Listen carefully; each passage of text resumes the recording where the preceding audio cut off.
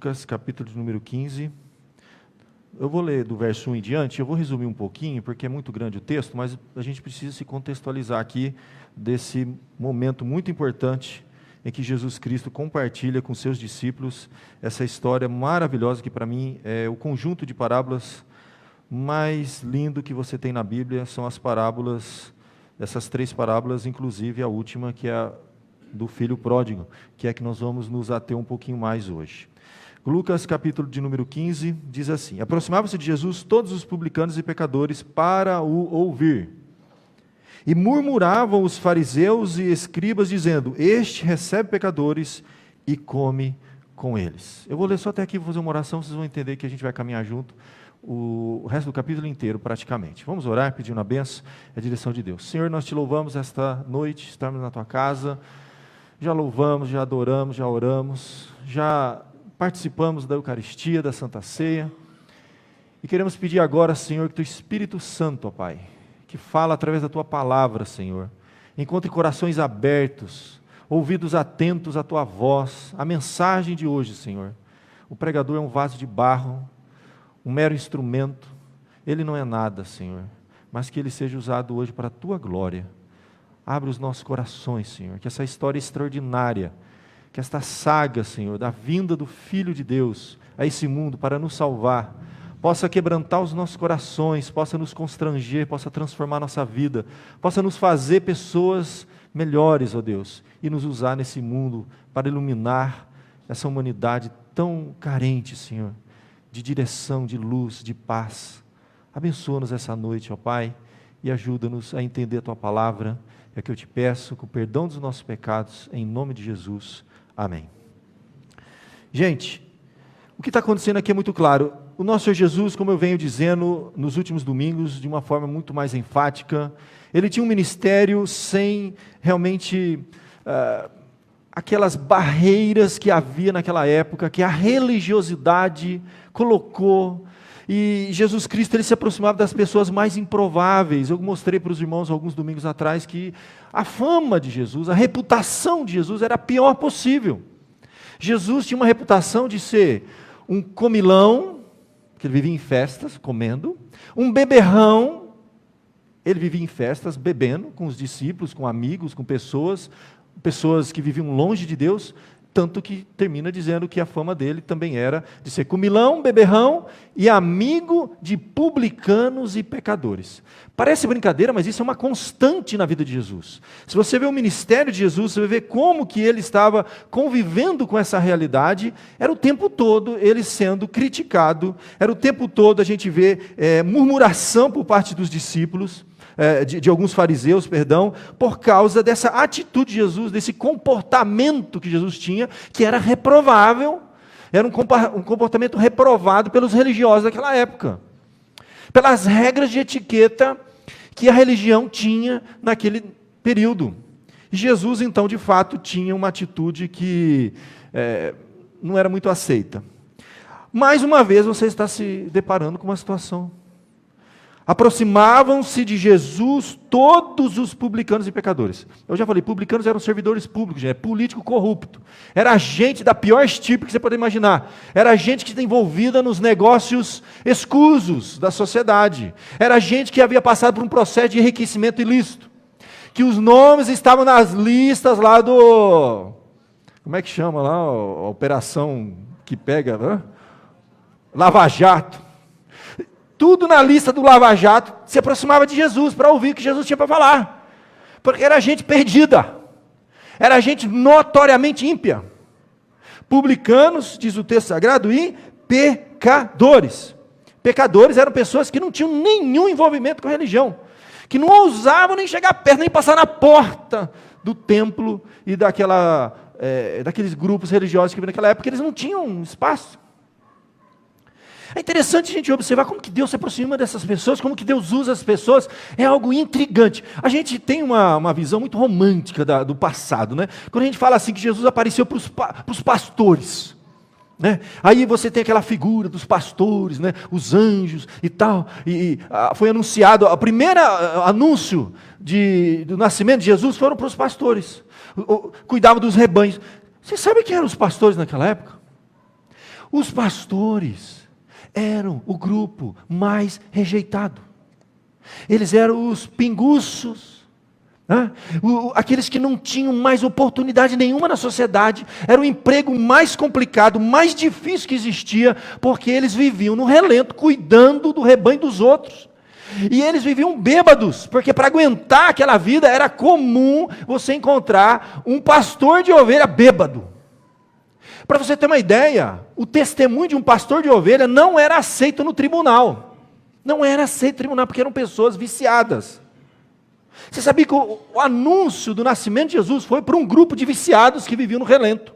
Dormiam no relento, num dos empregos mais indesejáveis que havia naquela época. E a gente tem uma visão romântica, né? A gente imagina os pastores, né? Aquela coisa bonita. Não, o pastor era o pior trabalho que podia existir.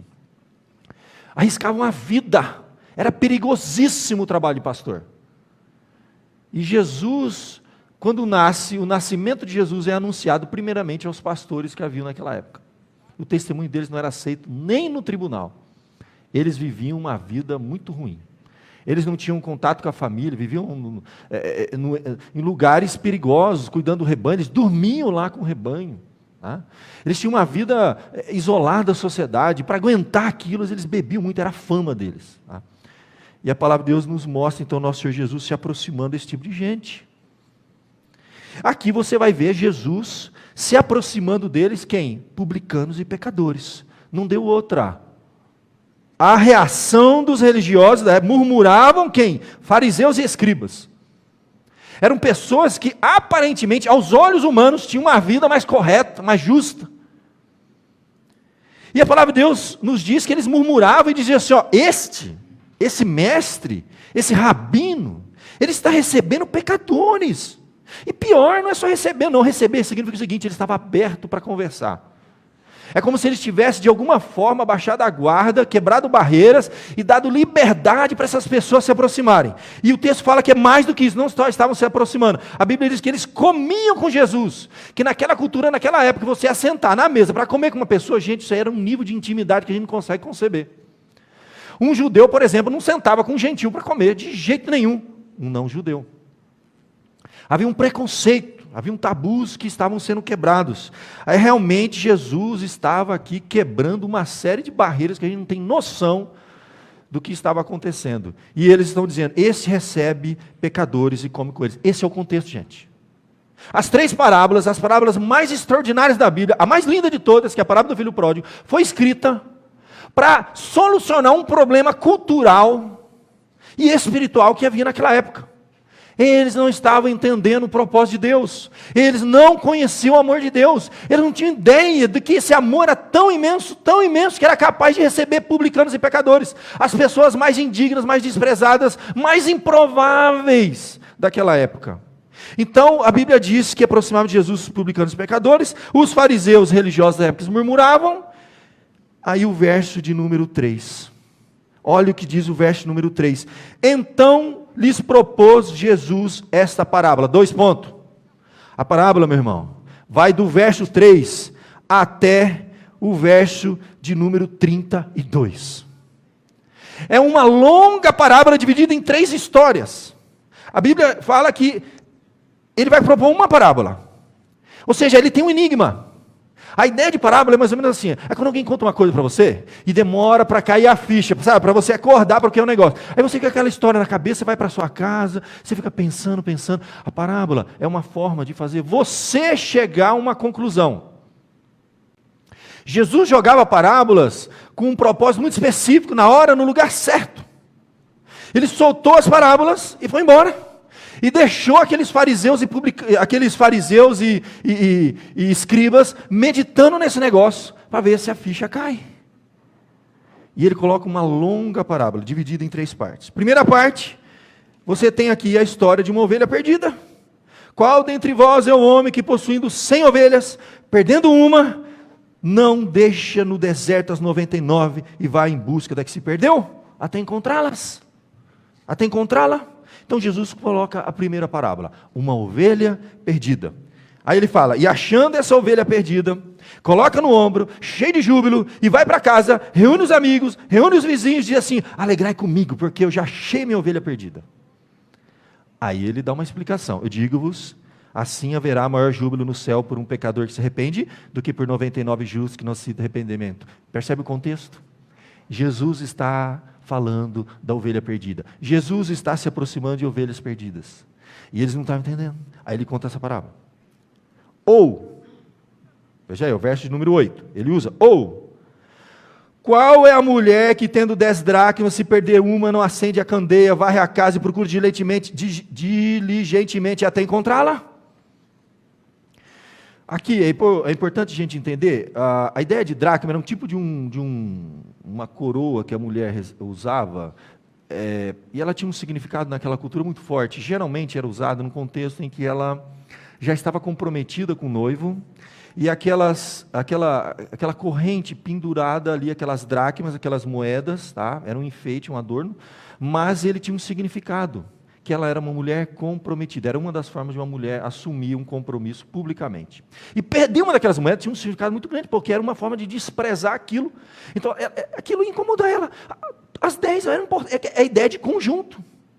Tem 9, a 9 já dá, não, mas perdeu uma.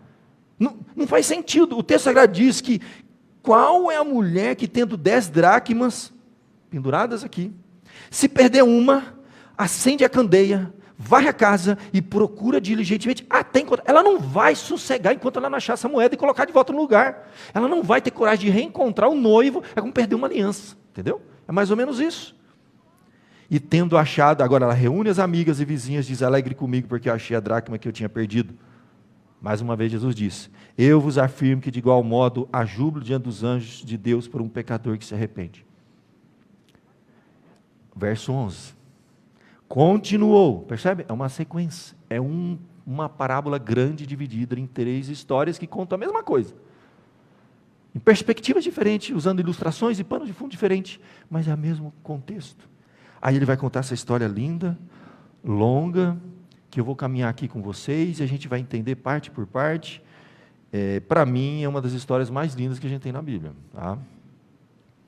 Uma das histórias mais lindas que a gente tem na Bíblia. Dramática, num contexto, naquela cultura, tem um significado muito profundo, e a gente vai caminhar junto aqui. E continuou. Deixa eu tomar um copo d'água antes de começar essa história, porque a história é longa.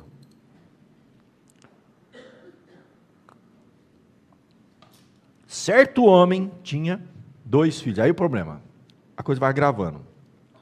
Você entender essa parábola, o foco dessa parábola, nos 2 filhos. Já começa o ponto aí. Certo homem tinha 2 filhos. O mais moço deles disse ao pai, pai, dá-me a parte dos bens que me cabe. E ele repartiu os haveres. Passados não muitos dias, o filho mais moço, ajuntando tudo que era seu, partiu para uma terra distante e lá dissipou todos os seus bens, vivendo dissolutamente. É importante entender esse contexto. Naquela cultura, até nos dias de hoje a gente não cai bem, mas nos dias de hoje o pessoal já está meio que adiantando as coisas, né? Fica no usufruto do pai, da mãe, da avó, do tio, né? Para poder depois não ter briga na hora de repartir os bens. Mas naquela cultura não era assim que funcionava. Não tinha negócio de dividir os bens documentado lá e depois ficar no usufruto até que morre. Não tinha esse negócio. Um pai tem um filho, e o filho chega para ele e pede para ele adiantar a herança. Gente, isso aí era uma forma de desprezar o pai. Era uma forma de o filho estar dizendo assim, olha, eu não tenho interesse nenhum no pai, eu tenho interesse nas coisas que o pai vai deixar para mim. Então vai uma coisa, já dá a minha parte, que eu vou viver minha vida.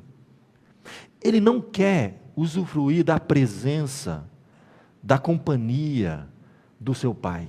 Ele quer só os bens que o pai vai deixar. É como se ele estivesse antecipando a morte do pai. Para ele é como se o pai já tivesse morrido. Que é exatamente isso que vai acontecer. Ele não está nem aí para o pai. Em nenhum momento a parábola diminui o erro e a gravidade do pecado cometido por esse filho. Dentro daquela cultura, então, muito forte. É como se ele estivesse antecipando a morte do pai. É uma forma de desprezo terrível. A pior forma que um filho poderia desprezar um pai era pedir a herança e vazar, sumir, não estou nem aí para meu pai. Quando ele morrer, eu não vou nem saber, porque eu já vou estar curtindo e usufruindo da herança. E a Bíblia aqui diz, então, que de fato, esse filho, que pegou agora todos os bens do pai, segundo a divisão da herança, e foi para uma terra distante, dissipar, a ideia aqui é de torrar mesmo, pagar, sabe, esquenta, fecha o bar, rodada para graça para todo mundo, pagou e gastou, e estou cheio de amigos, né? Dinheiro e farra, e foi para a noitada, e torrando dinheiro. Então, verso 14, depois de ter consumido tudo, dinheiro uma hora acaba, sobreveio àquele país uma grande fome, e ele começou a passar necessidade. Você sabe que os amigos de farra não são amigos, né? Cadê? Cadê o pessoal que estava com ele? Não ficou ninguém. Ninguém para dar um apoio para ele. Ele se sentiu sozinho. A Bíblia diz que ele vai se agregar a um dos cidadãos daquela terra, e ele começa a trabalhar no campo, cuidar de porcos. É interessante essa ideia, porque o porco, para o contexto judaico, o judeu ele não podia comer carne de porco, ele não podia nem tocar. Era um animal considerado imundo. Era um trabalho sujo, era um trabalho mais indigno que podia existir, é cuidar de porcos. E a Bíblia diz que ele, então, estava ali passando necessidade, sofrendo as consequências da sua decisão errada, de ter rompido com seu pai, de ter desprezado a sua família, de ter seguido um caminho tortuoso. E ele começa então a desejar fartar com as alfarrobas que os porcos comiam, e ninguém lhe dava nada. Ele está comendo o pão, literalmente, o pão que o diabo amassou, está sofrendo consequência de uma decisão errada, de ter feito besteira na vida, burrada. Gente, não há dúvida que a primeira figura representa uma humanidade que tomou uma decisão, e em direção oposta a Deus. Não tenha dúvida que a figura da parábola representa, aqui, essa pessoa representa publicanos e pecadores. Pessoas que têm uma vida notoriamente longe de Deus, estão sofrendo consequência. E aqui, meu querido, Jesus começa a contar essa história e vai mostrando a gravidade do erro, não diminui, as consequências desse erro não diminui. Mas ele, a partir daqui, ele começa a mostrar a possibilidade de uma mudança. Ele começa a mostrar uma luz no final do túnel. É possível pessoas se arrependerem e mudarem. A esperança por mais vil pecador, a esperança por um filho que vira as costas para o pai, que deseja a morte do pai, que pega os bens, torra e vai viver uma vida dissoluta, terrível, que para nós, aos olhos humanos, não tem mais solução. Humanamente falando, não havia mais solução para essa situação.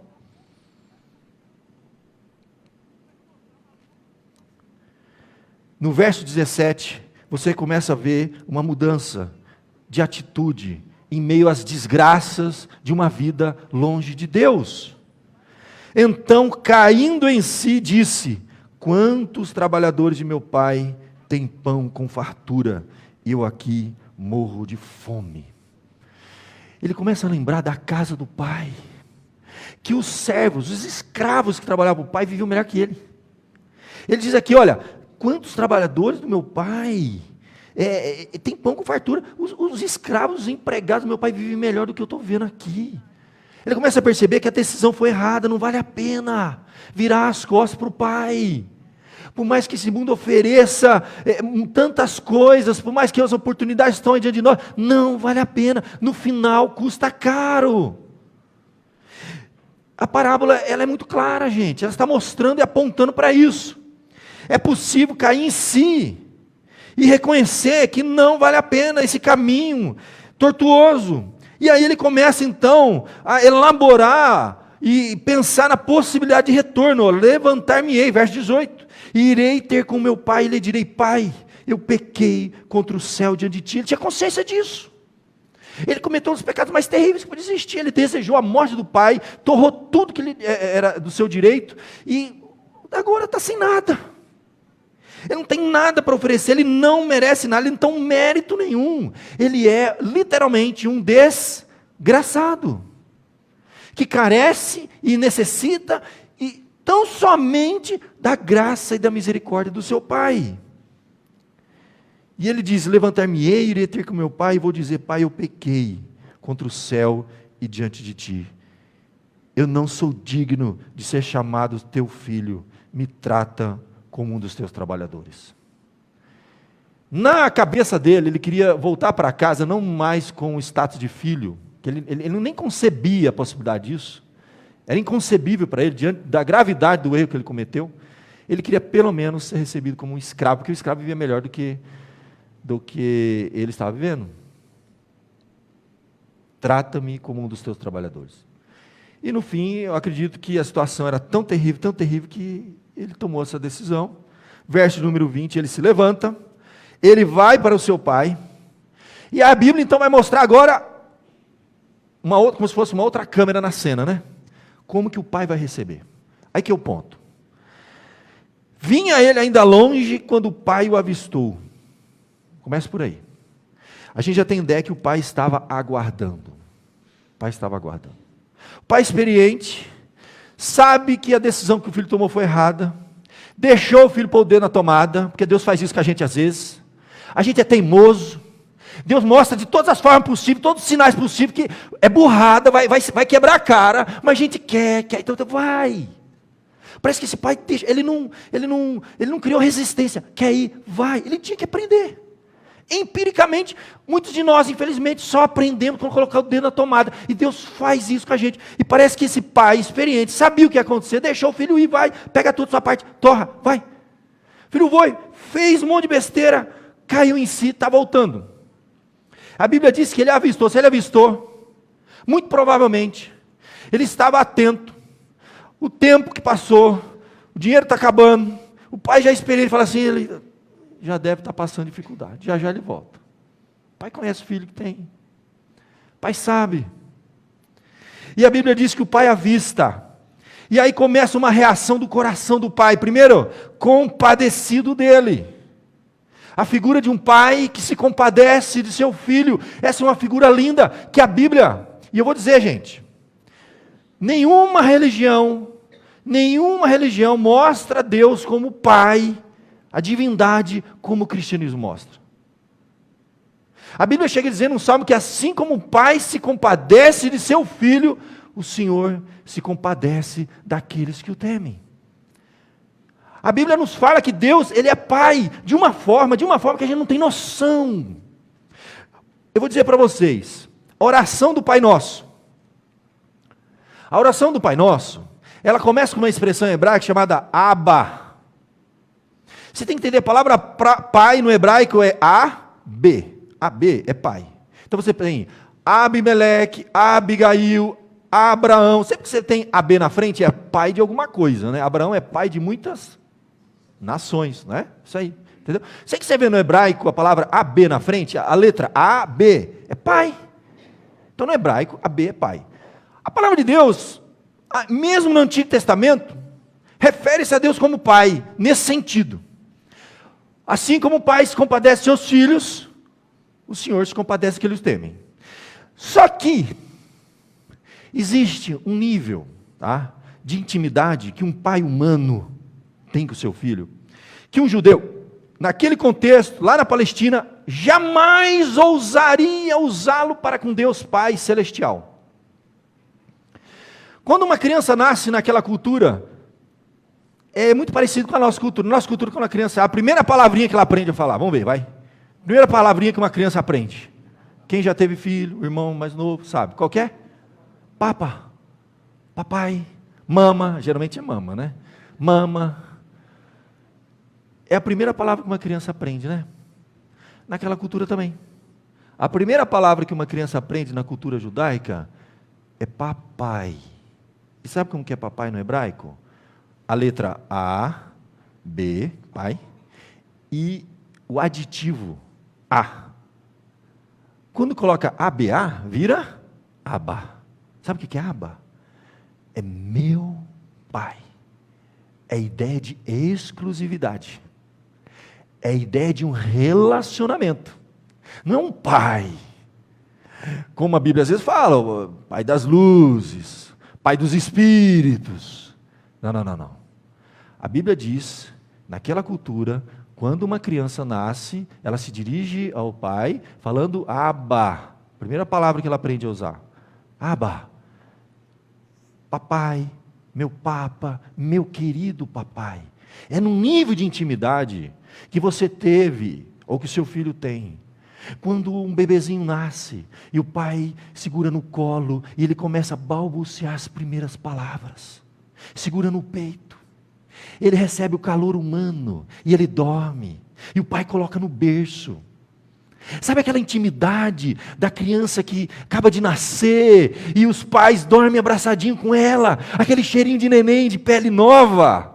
Sabe aquela comunhão profunda que uma mãe tem quando pega o seu filho e coloca no peito para amamentar? Meus irmãos, quando Jesus vai fazer a oração do Pai Nosso, pela primeira vez na história da humanidade, alguém se dirige a Ab, que é pai, e usa Abba. O Pai Nosso, Jesus nos ensinando a orar. Vós, quando orardes, fazer assim, ó, Abba. Eu imagino que os discípulos na hora falaram, é como Jesus fala assim, meu querido Papa. Não sei como você chamou seu pai, ou como seu filho chama você, naquela intimidade, naquelas primeiras palavras, naquela coisa tão profunda, naquela simbiose, pais e filhos, que a gente tem naquela intimidade profunda, quando você está dando banho no seu filho, quando a mãe está amamentando o seu filho, quando pega no colo, aquela intimidade tão profunda, que a gente não consegue nem imaginar.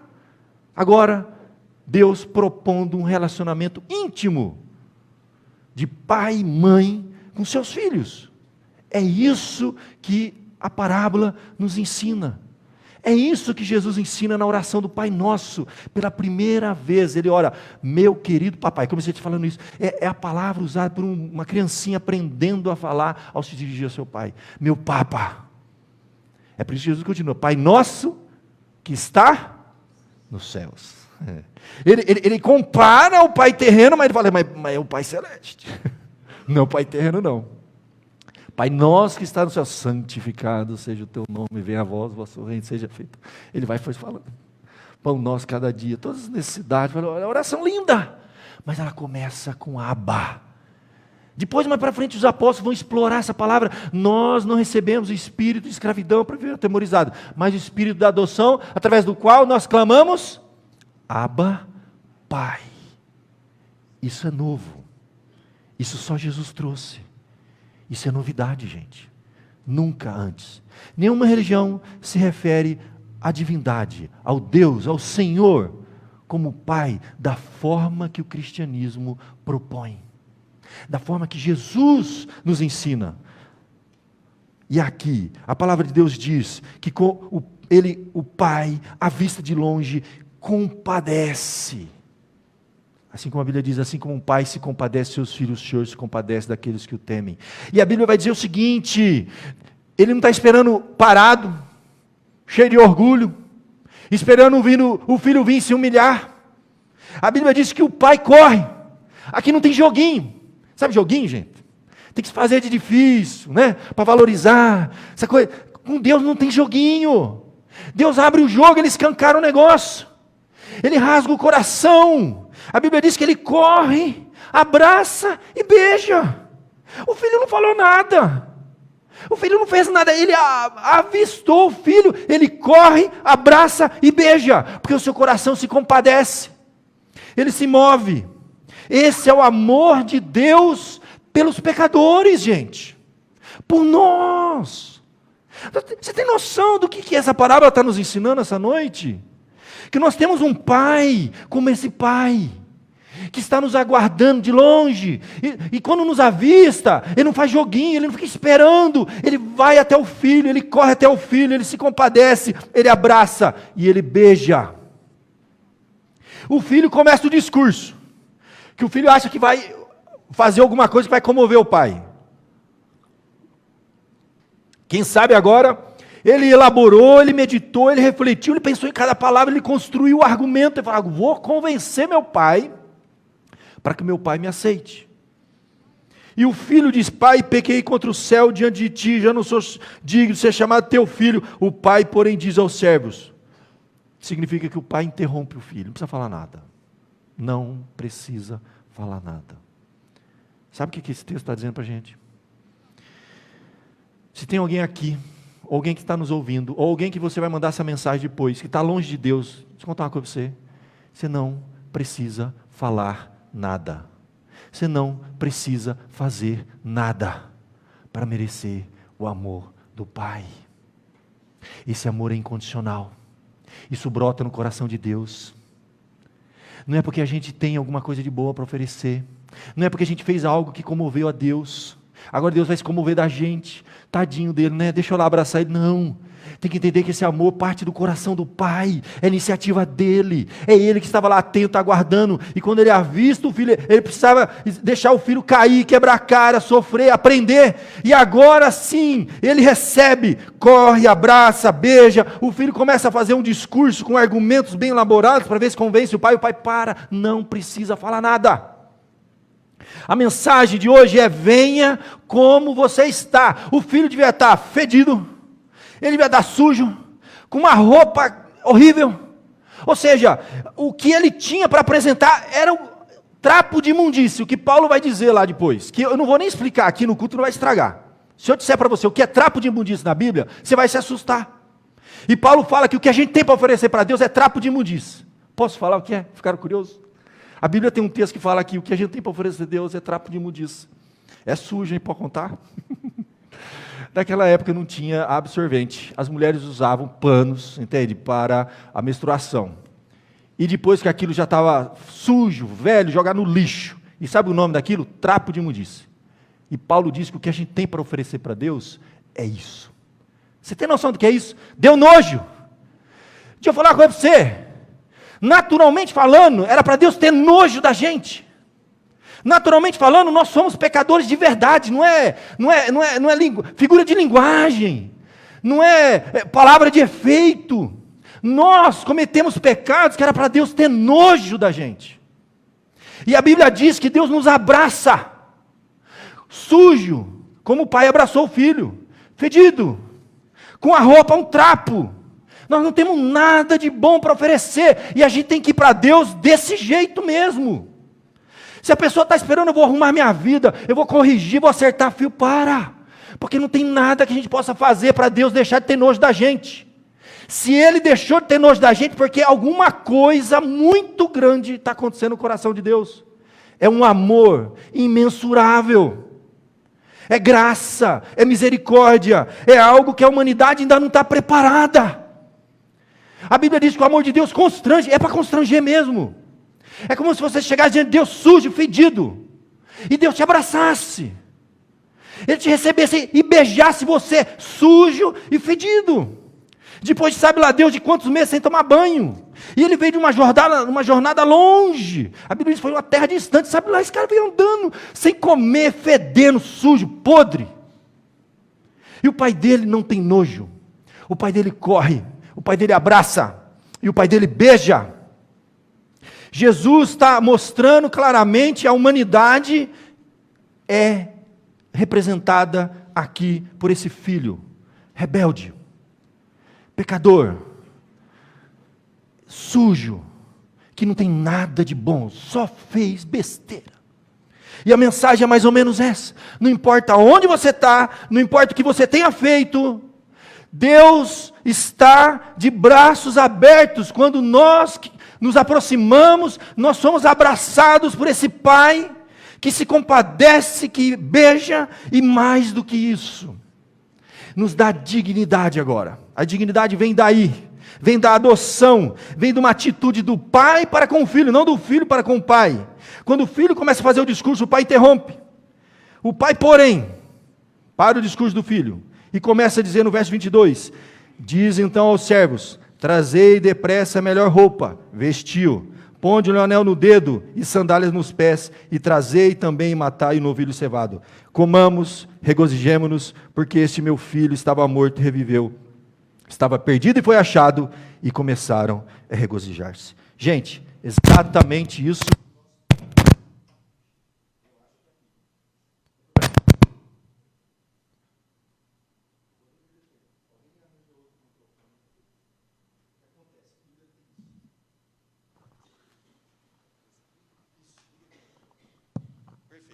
Aqui, meus queridos, nós temos claramente a figura do pai recebendo o filho e agora dando uma dignidade para um filho que não tem nada de digno.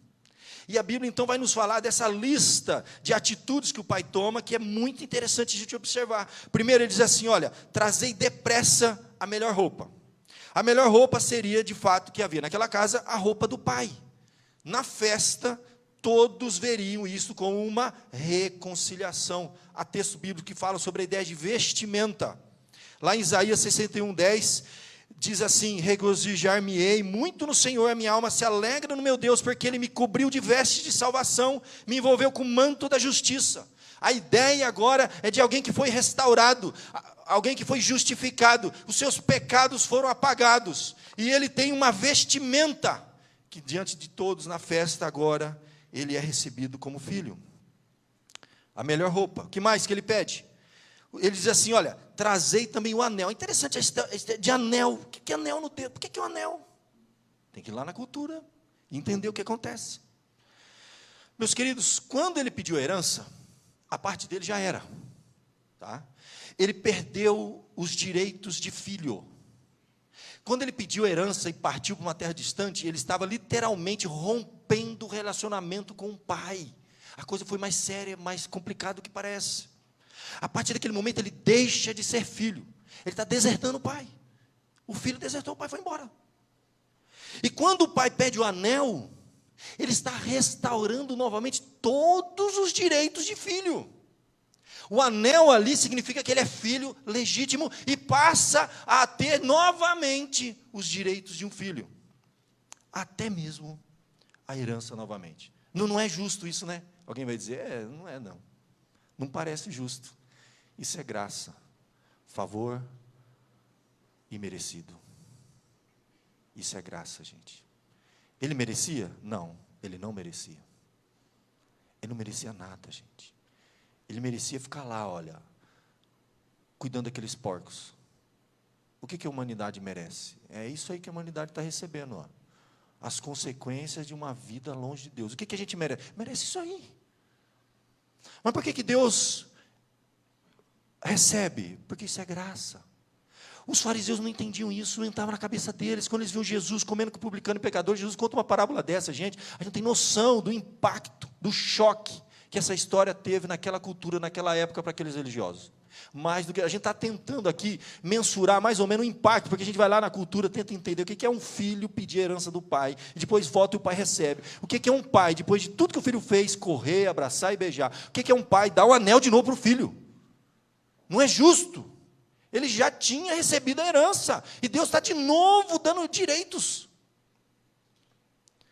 Agora ele recebe todos os direitos de filho, a autoridade de filho é imputada novamente, a herança vai ser dividida, todos os direitos foram restituídos. Por que sandália? Naquela cultura, naquela época, quem andava descalço na casa eram os servos, e ele queria ser recebido, nem que fosse com um servo, você lembra? Vou voltar para lá e falar assim, ó pai, filho, eu sei que não dá mais, né? Eu já queimei tudo que tinha, eu já perdi os direitos, me recebe como um escravo, você deixa eu trabalhar aqui como escravo para ter o que comer, ter onde dormir, pelo menos, vai. O pai manda colocar, dá a entender que o filho veio descalço, gente. Ele chega sem nada, é a humanidade chegando de mãos vazias, sujo, trapo de imundícia, não tem nada de bom. E o pai recebe de braço aberto, restaura a dignidade, melhor roupa, anel no dedo e sandália. Ele não é um servo, ele é um homem livre naquela casa. Não há dúvida, gente, que aqui a figura é claramente esse Deus amoroso, misericordioso, com um amor que a gente não tem noção, constrange. Nós deveríamos ser constrangidos por esse amor. Não é a figura de alguém que está lá vivendo longe que vai chegar, não, é eu e você. Se você for recebido por Deus, é por causa dessa parábola, porque você tem um pai que abre os braços e te recebe, sem você ter nada para oferecer, descalço, sujo, com a roupa, trapo de imundície, sem direito algum. E Deus restaura tudo, e nos chama como filho, e nos adota, e a palavra de Deus nos convida a chamar esse Deus de Abba, Pai. Mas aí você tem um outro lado. A Bíblia diz que o pai tinha 2 filhos, né? Verso 25 para a gente encerrar. Ora, o filho mais velho estivera no campo, e quando voltava, aproximar-se da casa, ouviu a música e as danças, chamou um dos criados e perguntou-lhes o que era aquilo. O que é aquilo? O que está acontecendo? Está tendo festa aqui, não me convidaram, né? O filho ficou indignado. E um dos servos, fofoqueiro, provavelmente, veio teu irmão. Você não sabe o que aconteceu? Sabe aquele teu irmão que pegou toda a herança, torrou tudo, foi embora, sumiu? O cara de pau apareceu aí, rapaz. É servo fofoqueiro que está contando a história aqui, ó. É isso mesmo, exatamente isso aí, ó. Veja bem, o teu irmão, o teu pai mandou matar o novilho cevado. Sabe aquele novilho cevado? Era para o casamento desse filho mais velho. Era para a festa mais importante que ia ter naquela casa. Provavelmente para o filho mais velho, que era o filho que não abandonou o pai, que ficou lá, que segurou o rojão, que aguentou o tranco, que acreditava ter méritos. E a Bíblia diz então que, no verso 28, ele ficou indignado, esse irmão mais velho, e não queria entrar naquela festa. Ele ficou emburrado, fechou a cara. Falou aqui, mas como que pode a cara de pau do meu irmão vir aqui de novo e o pai manda matar o novilho cevado, era meu novilho cevado. Ficou indignado e não queria entrar na festa. E a Bíblia diz, o pai, porém, procurava conciliar. E o filho vai responder, pai, seguinte, ó, há tantos anos que eu te sirvo, sem jamais transgredir uma ordem tua, e nunca me deste um cabrito sequer para me alegar com meus amigos. E vindo, porém, esse teu filho, ele não chama de irmão mais, porque ele não aceitou mais ele como irmão. É o teu filho, meu irmão não é. Vindo, porém, esse teu filho, que desperdiçou os bens com meretrizes, que fez burrada, que olha, tanta coisa errada que esse cara fez, agora ele volta uma cara lavada, e o pai manda matar o novilho cevado. Parece que ele ficou incomodado com o novilho cevado. Está aqui, ó, verso no 30. E você mandou matar o novilho cevado. Acho que esse filho ficava olhando o novilho quando eu casar, quando tiver uma conquista, o pai vai mandar matar esse novilho aqui para mim. Vai fazer uma festa de arromba, né? Aí quando ele chega, o novilho foi morto, porque o irmão do outro lá, cara de pau, cara lavada, depois de tudo que fez de errado, volta e o pai manda matar o novilho. Ele não se conforma, ele fica indignado. E o pai responde, meu filho, tu sempre estás comigo, tudo que é meu é teu, entretanto era preciso se regozijar e se alegrar, porque o teu irmão estava morto e reviveu, estava perdido e foi achado. Gente, é claro, o que Jesus está falando é para quem? Para fariseus e escribas, que não estavam entendendo o amor de Deus, que não estavam entendendo que Jesus estava se alegrando e se regozijando ao receber aqueles pecadores, aquelas pessoas que viviam longe de Deus, publicanos e pecadores, e começaram a murmurar, e a questionar Jesus, por que Jesus está fazendo isso? Ele se assenta e come com o publicano e pecador. Aí Jesus começa a contar a parábola da ovelha perdida, da dracma perdida, e do filho perdido, e fecha aqui. Sabe quem é o irmão mais velho? É o religioso, que não entendeu o amor de Deus. Sabe quem é o irmão mais velho? É o religioso, que acha que tem algum mérito, que acha que ele é recebido, que Deus ouve as orações, porque ele vai na igreja, porque ele cumpre uma série de mandamentos, e faz isso. A relação não é de amor, não é de graça. Meu querido, nós estamos enquadrados em um desses dois, não tem saída. Ou nós somos o filho pródigo, que não temos mérito nenhum, somos como ele, estávamos perdidos, nós não tínhamos nada de bom para oferecer, e pela graça, pelo amor imensurável, Deus abre os braços, corre até nós, nos abraça, nos beija, nos dá de novo vestes, nos perdoa, nos dá de novo o anel, nos recebe como filho, e nos coloca sandália nos pés. Agora nós somos livres para servir a Deus nesse mundo, ou nós somos o filho mais velho. Nós estamos aqui porque a gente, no fundo, eu acho que eu tenho algum mérito. Você lembra daqueles dois que subiram para orar? A Bíblia vai contar uma figura de duas pessoas que subiram ao templo para orar. E um religioso orava e apontava para o outro, que era pecador, fala assim, ó, graça te dou que eu não sou igual a esse aqui, ó. Ixi, esse aqui vida, pelo amor, não. Graça te dou, Senhor, porque eu sou o cara. Eu dou o dízimo, eu oro, eu jejuo, eu vou na igreja, eu faço isso, faço aquilo, faço aquilo, faço aquilo. Aí a Bíblia vai falar da oração do outro. Ele entra no templo, bate no peito, fala, Senhor, tem misericórdia de mim. Eu sou pecador. Eu não tenho mérito. Eu preciso da tua graça. Graça é favor imerecido. Quando a gente se aproxima de Deus, não traga mérito. Não pense que nós temos alguma coisa de bom. Nossa relação com Deus não é assim. Eu sei, infelizmente o cristianismo está totalmente corrompido. O que se ensina, o que se emprega, que você tem que ir na igreja, tem que fazer isso, você tem que cumprir isso, você tem que dar aquilo para você merecer, para você comprar, para conquistar Deus. Gente, graça é um favor merecido. Se eu fiz alguma coisa para merecer, não é graça. E a Bíblia diz que tão somente pela graça nós somos salvos, isso não vem de nós, é dom de Deus, é presente, não vem de obras para que ninguém se glorie. E isso é favor. Então, onde nós estamos, ou somos o filho perdido, que estamos vivendo uma vida longe, dissoluta, ou somos o filho religioso, que acreditamos que temos algum mérito. Eu não sei em que situação que você vive hoje. Vamos fechar os nossos olhos, vamos colocar nossa vida diante de Deus, enquanto o louvor vem à frente. E nós temos claramente aqui um convite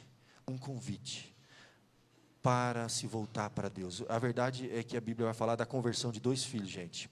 Um estava perdido fora da casa do pai, e o outro estava perdido dentro da casa do pai. O perdido dentro da casa do pai é o religioso que ainda não resolveu sua vida com Deus. E um dia, sabe o que vai acontecer? Ele vai se cansar disso. É por isso que as pessoas abandonam a igreja, é por isso que as pessoas abandonam a Deus, porque elas têm uma relação de mérito. Elas acham que elas merecem alguma coisa, e quando alguma coisa de ruim acontece, elas falam assim, eu não merecia isso, e eles viram as costas para Deus. É porque provavelmente ele se achava digno de alguma coisa.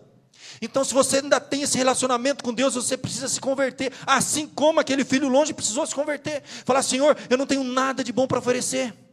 E receba o amor do Pai, entendendo como um pai se compadece de seus filhos, assim o Senhor se compadece daqueles que o temem. A gente se aproxima de Deus, fala assim, bate no peito e fala como aquele pecador, Senhor, tem misericórdia de mim, homem pecador.